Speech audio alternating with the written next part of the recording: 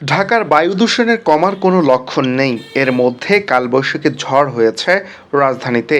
সেই বৃষ্টিতে সাময়িকভাবে দূষণের পরিমাণ কিছুটা কমলেও তা স্থায়ী হয়নি।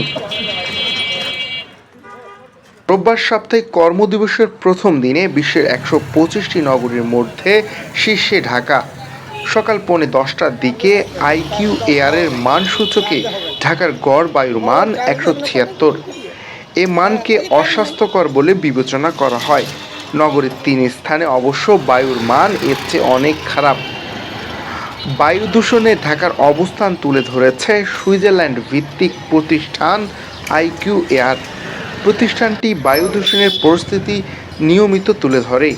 বায়ু দূষণের মান নিয়ে তৈরি করা এক লাইভ ও তাৎক্ষণিক সূচক একটি নির্দিষ্ট শহরের বাতাস কতটা নির্মূল বা দূষিত হয় সে সম্পর্কে মানুষকে তথ্য ও সতর্ক করে। পুরান ঢাকার বেচারাম দেউলিতে আজ বায়ু দূষণের সবচেয়ে বেশি পরিমাণ। আইকিউ এয়ারের মান সূচকে সেখানকার গড় বায়ুর মান ২৪৬। পর আছে মিরপুর ৬-এর শিয়াবাড়ি সরকারি অফিস কোয়ার্টার ও সাভারের নবীনগর। সেখানে বায়ুর মান যথাক্রমে ২২৩ ও ২০৪। আইকিউ এয়ারের দেওয়া সতর্ক বার্তায় ঢাকাবাসীর উদ্দেশ্যে পরামর্শ, ঢাকার বাইরে নগরবাসীকে অবশ্যই মাস্ক পরতে হবে, খোলা স্থানে ব্যায়াম করা যাবে না, ঘরের জানলা বন্ধ রাখতে হবে।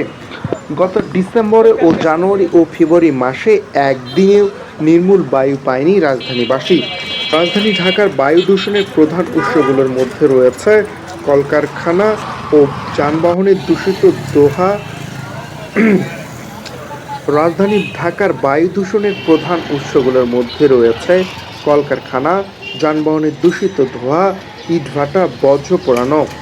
দূষণ রোধে হাড়ডাক ও নানা ধরনের প্রকল্প কম হয়নি সরকারি স্তরে, বিভিন্ন দূষণ কমছে না। দূষণ সংক্রান্ত বিষয়গুলো নিয়ে গবেষণা প্রতিষ্ঠান ক্যাপসের এক জরিপে দেখা গেছে, ডিসেম্বরে যত বায়ু দূষণ ছিল তা গত ৯ বছরের সর্বোচ্চ।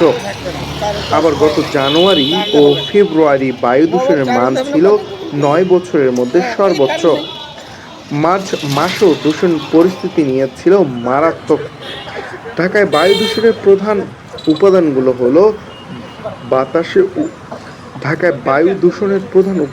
হলো বাতাসে অতি ক্ষুদ্র বস্তু কণা 2.5 উপস্থিতি,